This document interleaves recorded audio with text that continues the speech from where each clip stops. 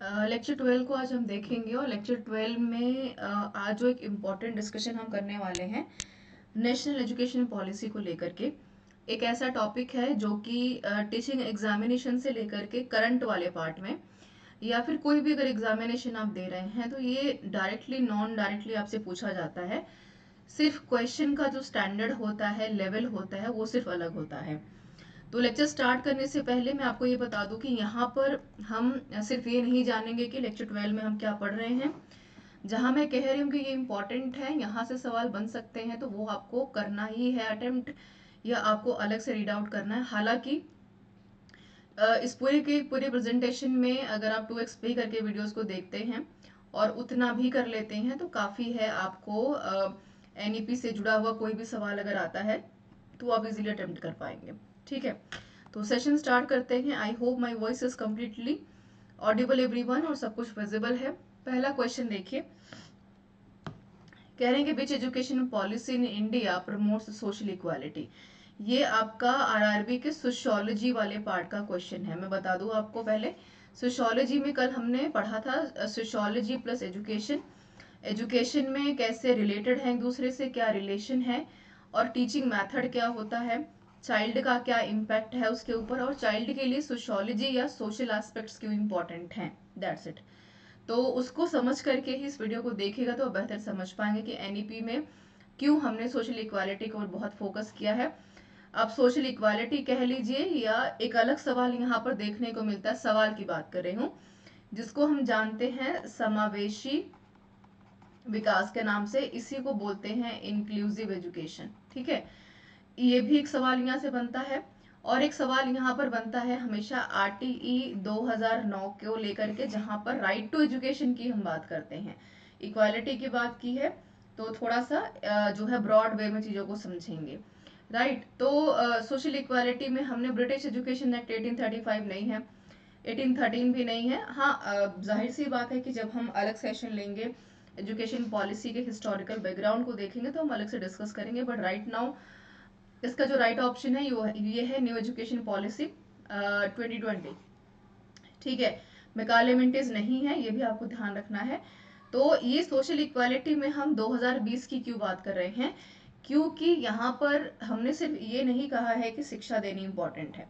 ठीक है, एक तो हमने कहा ये नेशनल लेवल पर है, यानी कि ऐसा नहीं कि उत्तर प्रदेश में है तो बिहार में नहीं होगा, बिहार में है तो झारखंड में नहीं होगा, नहीं। हम इंटीग्रेशन की बात कर रहे हैं। तो भारत के प्रत्येक स्टेट में, प्रत्येक राज्य में एनईपी का इम्प्लीमेंट होना मैंडेटरी है, मैंडेशन है, ये भी हमें ध्यान रखना है। और ये भी आपको पता होना चाहिए कि एजुकेशन मोर इंक्लूसिव है ना। जो हमने शुरू में बात की, इंक्लूसिव मतलब इक्वालिटी के साथ साथ हमें यहाँ पर समावेशी विकास की भी बात कर रहे हैं। फ्लेक्सिबल तो है ही, होलिस्टिक की हम बात कर लेते हैं कि इक्वालिटी है प्लस यहाँ पर इंक्लूसिव यानी आप किस वर्ग से आते हैं, आप अमीर हैं, गरीब हैं, डिसेबल हैं, है ना, उससे फर्क नहीं पड़ता है, किस रीजन से आते हैं।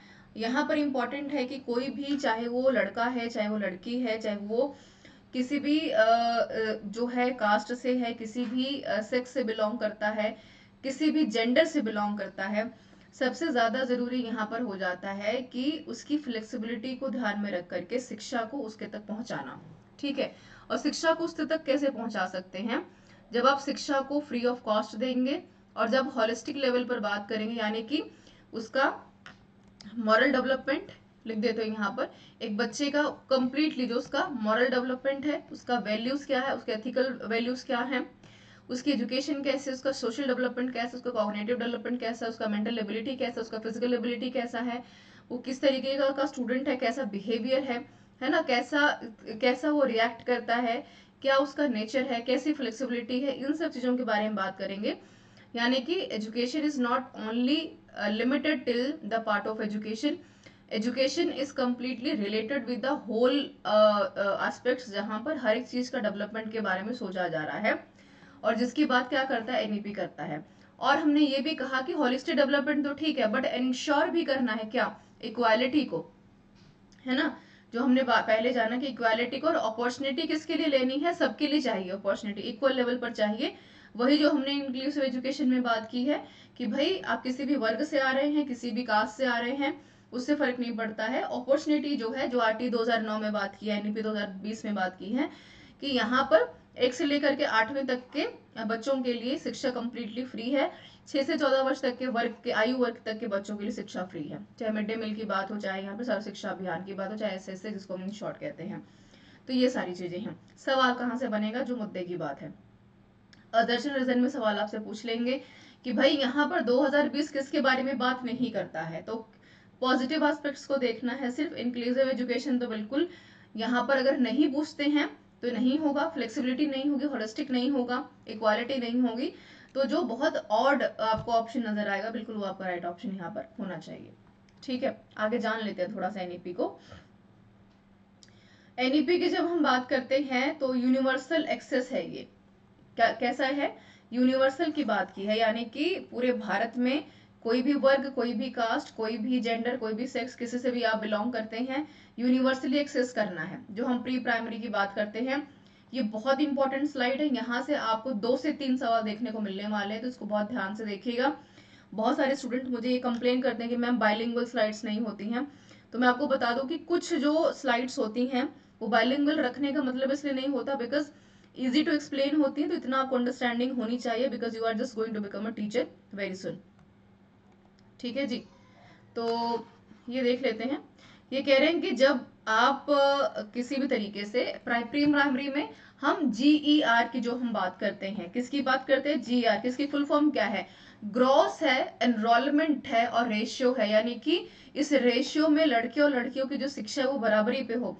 एनरोलमेंट बढ़ाने की बात कर रहे हैं कि ड्रॉप आउट जो है, जो बच्चियां स्कूल छोड़ करके जा रही हैं किसी भी कारण की वजह से, इकोनॉमिक है, फाइनेंशियल है, जो भी प्रेशर है, उनको छोड़ करके उनके एनरोलमेंट को बढ़ाने की बात की है। कितनी की है, 100% करने की बात की है। कब तक की है, 2030 तक की है ना, ये ध्यान रखिएगा। जीईआर को कब तक पूरा करने की बात की है, ग्रॉस एनरोलमेंट रेशियो को, सॉरी, 2030 तक के सवाल पिछले साल भी आए थे एग्जामिनेशन में और मैक्सिमम नंबर आया था।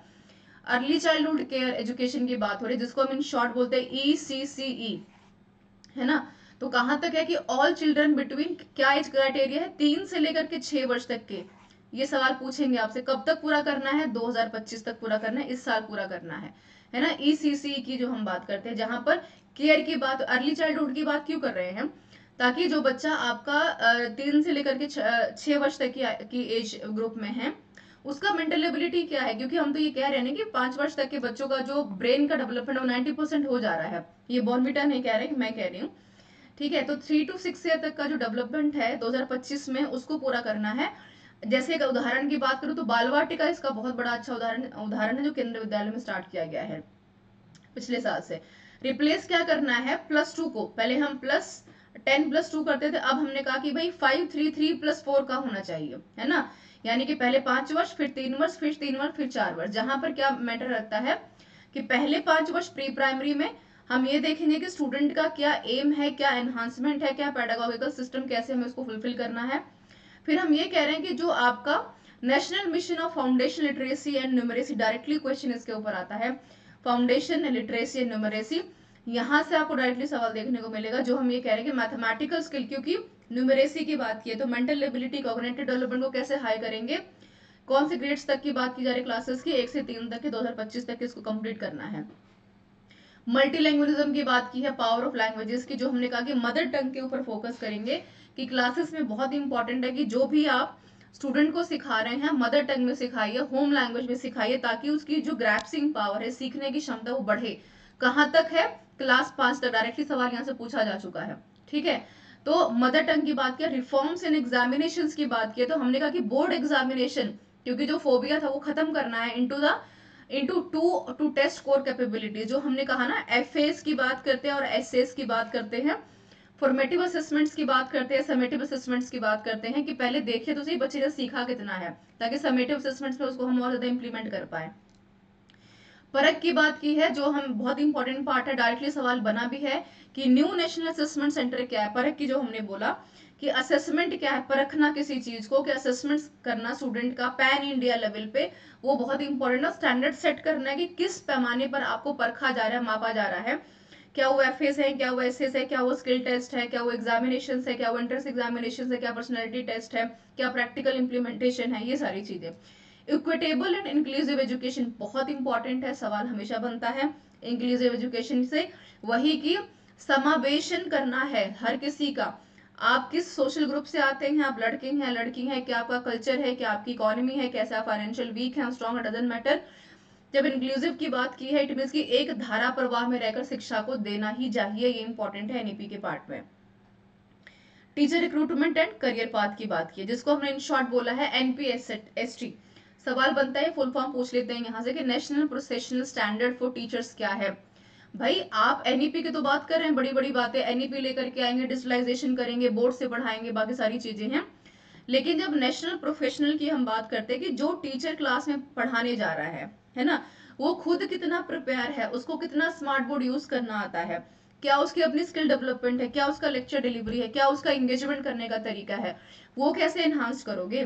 तो हमने कहा कि बाय 2022 तक इसको पूरे करने की बात की गई है, और क्योंकि 2022 तक पूरी करने की बात की गई तो जितने भी सीबीएसई के स्कूल हैं, केंद्रीय विद्यालय के स्कूल हैं, अब आप नोटिस कीजिएगा कि वहां पर अब जो चौक डस्टर का ट्रेंड था उसको खत्म करके अब इन्होंने डेवलप कर दिया है पूरी तरीके से स्मार्ट बोर्ड एजुकेशन को, कि जितना ज्यादा स्मार्ट तरीके से पिक्चराइजेशन से इमेजिनेशन से बच्चा सीख सकता है उतना ज्यादा बेहतर है।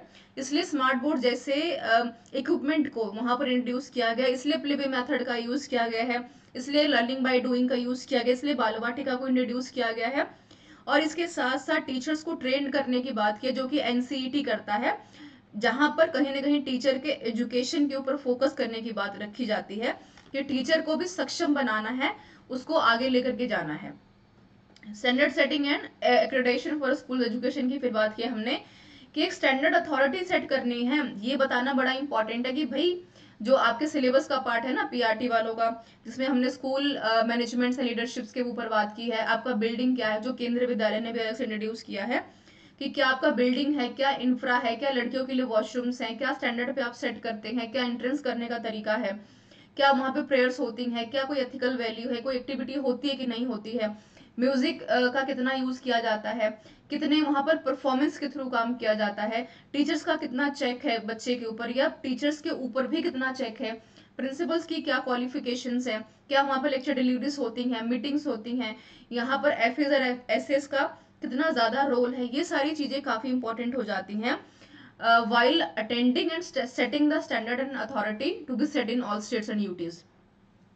ठीक है, बहुत इंपॉर्टेंट है ये स्लाइड। आगे बात कर लेते हैं नेशनल एजुकेशन पॉलिसी 2020 के ऊपर कि universalization of education from pre school to secondary. ठीक है, यूनिवर्सलाइजेशन ऑफ एजुकेशन जो हमने शुरू में बोला कि 2030 तक क्या करना है, जीआर को 100% बनाना है, ये सवाल आ चुका है। और ये समझ लीजिए जीआर है क्या, ग्रॉस की बात की है, ग्रॉस एनरोलमेंट रेशियो, यानी कि सीट्स बढ़ानी है स्कूलों में और यहाँ पर स्टूडेंट्स को एडमिशंस भी देना है। कहाँ बढ़ाने की बात की है, पहले हम हायर एजुकेशन का देख लेते हैं। हायर एजुकेशन में कितना बढ़ाना है, 50% बढ़ाना है, कब तक, 2035 तक, है ना, 8 से 10 साल बाद तक की बात की है।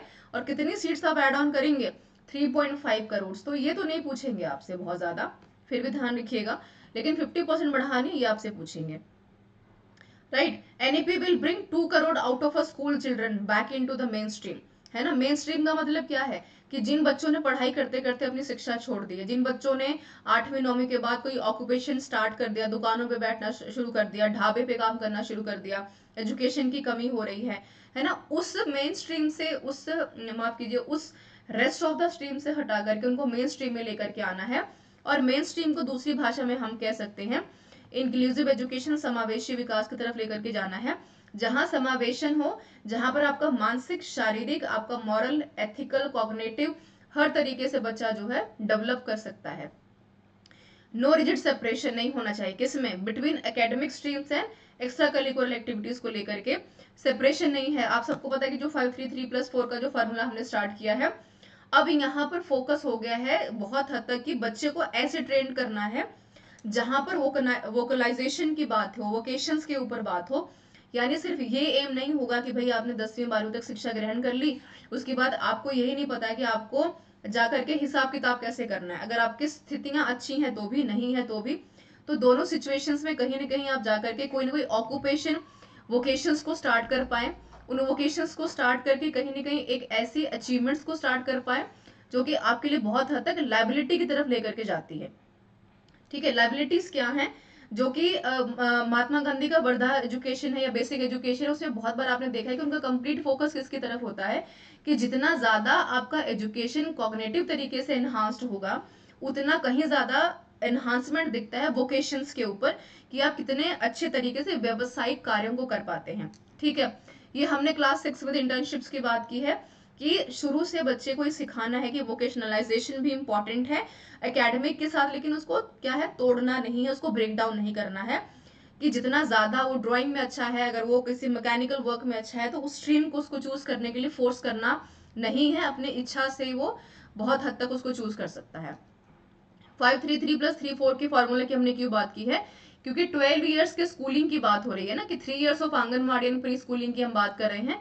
वही जो हमने शुरू में बोला, चाहे आरटीई की बात हो, चाहे मिड डे मील की बात हो, कि किस तरीके से स्टूडेंट्स को स्कूलों तक भेजा जाए।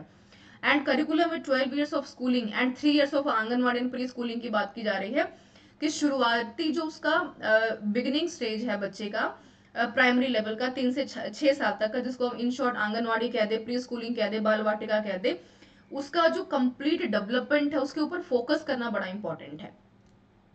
राइट, ये मे भी थोड़ा सा छिप जाए पॉइंट, पर फिर भी मैं बता देती हूँ, वही मदर टंग वाली बात है कि क्लास 5वीं तक बच्चे को रीजनल लैंग्वेज में जो है पढ़ाना चाहिए। जैसे कि ईएमआरएस के स्कूलों में पढ़ाने के लिए रीजनल लैंग्वेज बड़ी आनी इंपॉर्टेंट है। टीजीटी में आप सबको पता है कि इंग्लिश हिंदी के अलावा रीजनल लैंग्वेज भी पूछी गई है, यानी कि वही वाली बात है कि स्टूडेंट के साथ साथ जो टीचर है उसकी कितनी प्रिपरेशन है, क्या उसको रीजनल लैंग्वेज आती है, क्या वो ट्राइबल लैंग्वेजेस को बोल सकता है, समझा सकता है, साइन लैंग्वेजेस समझता है कि नहीं समझता, कितना प्रिपेयर है प्रोफेशनली, इनके ऊपर फोकस किया गया है। तो ये सारे के सारे सवाल यहाँ से बन सकता है, बिल्कुल बनेगा। राइट, यहाँ से बनेगा कि इंटर्नशिप कब से स्टार्ट करनी है, क्लास 6 से। 533 प्लस 4 के फॉर्मूले से तोड़ करके पूछेंगे 5 क्या है, 3 क्या है, 3 क्या है, 4 क्या है। देन प्री स्कूलिंग के ऊपर बिल्कुल सवाल बन सकता है, और मदर टंग को कब से स्टार्ट करने की बात की है, एटलीस्ट कब तक देना चाहिए, इसके ऊपर भी सवाल बन सकता है। ठीक है, इसको देख लेते हैं। Ministry of human resources is now ministry of education. किस तरीके से है, फॉर स्कूल्स फ्रॉम 10+2 को हमने हटा करके शिफ्ट किया है 533 प्लस 4 फॉर्मूले तक। करंट में जो +2 तक का स्ट्रक्चर है उसकी पॉलिसी को हमने खत्म करके कवर कर लिया है कि जो 1 से 10 तक के जो हमारे क्लासेस हैं, वो एज ग्रुप क्या होगी, 6 से लेकर 16 साल तक की। ये नहीं कि 10वीं क्लास में बच्चा 20 साल तक का बैठ करके पढ़ाई कर रहा है ना। फिर हम ये कह रहे हैं कि 11-12 तक हमने एज ग्रुप स्टार्ट किया है 16 to 18 तक के बीच में। एंड फिर हमने ये बोला कि 5 ईयर ऑफ फाउंडेशनल एजुकेशन के ऊपर बात की है। अगर आपसे 533 प्लस फॉर्मूला नहीं पूछेगा तो पूछ लेगा कि इसमें से फाउंडेशनल एजुकेशन कहाँ पर स्टार्ट करनी है, तो यहाँ पर हमने जो 5वीं वाला सेक्शन है 5 वाला, वहां पर फाउंडेशनल एजुकेशन को स्टार्ट करने की बात की है। 3 of a preparatory, 3 of a middle and 4 year of a secondary school की बात की है कि पहले फाउंडेशन क्रिएट करना बड़ा स्टूडेंट का जरूरी है, ताकि आगे जाकर के वो हर तरीके से ग्रोथ को लेकर के आगे जाकर जो है प्रिटेंड कर पाए, माफ कीजिए, उसको अटेम्प्ट कर पाए और उसको फ्लेक्सिबली लेकर के आगे जा पाए। ठीक है, यहां से सवाल बनेगा, इसको देख लीजिएगा। 533 प्लस 4 का फॉर्मूला। मल्टी स्ट्रीम क्या है, फ्लेक्सिबिलिटी टू चूज है, रेस्ट्रिक्शंस नहीं है ना। कि जैसे 533 प्लस 4 का फॉर्मूला आया ना, तो इन्होंने बोला कि भाई इतने सारे सब्जेक्ट्स दे दिए, अब ये जरूरी नहीं है कि साइंस वाला जो है ह्यूमैनिटी नहीं पढ़ेगा, हिस्ट्री नहीं पढ़ेगा, हिस्ट्री वाला आप साइंस नहीं पढ़ेगा, ये जरूरी नहीं है। क्यों नहीं जरूरी है, क्योंकि जब हम होलिस्टिक डेवलपमेंट की बात कर रहे हैं, जब हम ये कह रहे हैं कि भाई नॉलेज तो सारी होनी चाहिए, तो कैसे होगी नॉलेज आपको, जब आप कहीं ना कहीं स्ट्रीम से हट करके पढ़ेंगे। डजंट मीन कि भाई बायोलॉजी पढ़ करके आप जो है केमिस्ट्री नहीं पढ़ सकते, केमिस्ट्री पढ़ करके आप हिंदी साहित्य नहीं पढ़ सकते। ये कहीं ना कहीं आपको एक्स्ट्राऑर्डिनरी बनाता है और आपको एक अलग तरीके से डेवलप करने की बात करता है। डाइल्यूटेड बोर्ड की बात की है, कैसे बात की है, कह रहे हैं कि बोर्ड एग्जामिनेशंस को टेस्ट ओनली कोर कॉम्पिटेंसी होगा। ऐसा नहीं कि बोर्ड एग्जामिनेशन पास नहीं किया तो भाई फोबिया क्रिएट कर ले, भाई हम तो ये कर लेंगे वो कर लेंगे, नहीं, ऐसा नहीं है। बोर्ड एग्जामिनेशन को अब ब्रेक डाउन किया है, 2 पार्ट्स में डिवाइड किया है। चेक करेंगे through the help of FAs, through the help of SAs, कि how much the student is completely prepare for the board examination, or in any case if the child will getting fail in the examination or in the classroom, तो कोई creation नहीं होगा, कोई phobia create नहीं होगा, कोई pressure नहीं बनेगा, कोई बात नहीं, डू द थिंग्स इजिली, है ना। और उसके बाद देखते हैं कि आप कितने प्रिपेयर हो पा रहे हैं, कितना आपके ऊपर काम करने की जरूरत है। स्टूडेंट की बात कर रहे हैं। मल्टीलैंग्वेजिज्म की बात है कि यहाँ पर लैंग्वेज पॉलिसी को कंटिन्यू करने की बात है, क्लास टिल 8 तक के ऊपर बात की है, बैगलेस डेज के ऊपर बात की है, ठीक है। एंड फॉर कॉलेजेस में सैट है, लाइक कॉलेज टेस्ट के ऊपर बात करते हैं, जहां पर आपको कॉमन कॉलेजेस में एंट्रेंस एग्जामिनेशन, जैसे आप देखिए we have a very CUET का एग्जामिनेशन है ना, अब आपको हर कॉलेज में एडमिशन नहीं भरना पड़ता, एक कॉमन एडमिशन भरिए, एंट्रेंस एग्जामिनेशन निकला, रैंकिंग चूज कीजिए, एडमिशन ले लीजिए, और कॉलेज वाले खुद फोन करके बुलाएंगे कि भैया आ जाइए आपको एडमिशन देना है। देन 4 ईयर बैचलर के ऊपर बोल रहे हैं कि वो जो 4 ईयर प्रोग्रामिंग के ऊपर बात की ना, बीएड को खत्म करके 4 ईयर कर दिया, इंटीग्रेशन कोर्स के ऊपर बात की है कि 4 ईयर का प्रोग्राम करके बच्चा ही पहले इंश्योर हो जाएगी भाई उसको जिंदगी में करना क्या है। ये ना हो कि ग्रेजुएशन कर लिया, मास्टर्स कर लिया, पीएचडी कर रहे हैं और पता ही नहीं कि करना क्या है। क्यों करना है? बिकॉज ड्रॉप आउट्स को कम करना है। जितना ज्यादा स्टेबल तरीके से डिग्रीज को कंप्लीट करेंगे, एजुकेशन को समझेंगे, उतना ज्यादा सिलेबस और सब्जेक्ट्स का नॉलेज आपको बढ़ेगा। नो एफिलिएशंस के ऊपर बात की है, जहां पर 15 ईयर्स कॉलेजेस के ऊपर ग्रेडेड ऑटोनॉमी जो काम करती है, ये आपसे नहीं पूछेगा बट ध्यान रखिएगा, ये यूजीसी नेट का सवाल बहुत बार पूछते हैं। यूनिवर्सिटीज टू एंड सो वो डीम्ड यूनिवर्सिटी स्टेटस के ऊपर बात की है कि काम क्या करना है, चेक करना है कि भाई आपका क्या वर्क परफॉर्मेंस है। फ्री कैप है, जहां पर proposal to cap free charges के ऊपर बात की है। देन गोइंग ग्लोबल के ऊपर बात किया, जहां पर इंटीग्रेशन हम शिक्षा के ऊपर बात करते हैं कि सिर्फ ये नहीं कि हिंदुस्तान में रहकर के बच्चा सिर्फ एजुकेशन को गेन करेगा, अगर आप अदर कंट्रीज से आते हैं या अदर कंट्रीज से अगर हिंदुस्तान में अगर यहाँ पर कैंडिडेट आता है, बच्चा आता है, तो उसको फ्लेक्सिबिलिटी हो शिक्षा को बहुत हद तक गेन करने की और उसको लेकर के जाने की, राइट। सो इन शॉर्ट में इसको अगर बाइंड अप करूं, this class is very important. मैं जितनी बार इसको बोल सकती हूँ, बिकॉज कोई भी ऐसी स्लाइड नहीं है जहां से आपको यहाँ पर क्वेश्चंस देखने का मौका नहीं मिलने वाला है। So it is completely humble submission to everyone. Don't forget to check it out the session and don't try to skip कि भाई ठीक है क्लास चल रही है तो उसको skip कर देंगे. Just do 2x and start listening only. Try to point out, note down the points and don't forget to collect the important PDF from the file section on the Telegram. This link description box में है. And we have already courses which are completely available. चाहे MRS का है, UPTGT BGT का है, DSSP का है, तो उसको आप देख पाएंगे। And we have a very much options, जहां पर professional ability and general awareness साथ में आपको दिए जा रहे हैं, तो उसको भी जरूर देखिएगा। ये कम्प्लीटली बहुत शानदार और आपके काम की चीज है, जहां से काफी कुछ आप सीख पाएंगे। So this is all about the session. These are the links जो कि मेंशन है स्क्रीन के ऊपर, टेलीग्राम का देख रहे हैं और प्ले स्टोर से भी। तो इसका जो आप एक्सेस है वो डिस्क्रिप्शन बॉक्स से भी ले सकते हैं। This session is completely out of the box, so don't forget to check it out everyone. मैं कोशिश करूंगी कि जो एक अलग अलग स्लाइड्स है उसके ऊपर मैं अलग से बात कर पाऊँ, ताकि कि आप इसको अच्छे से समझ पाएं। Thank you so much for being with me everyone.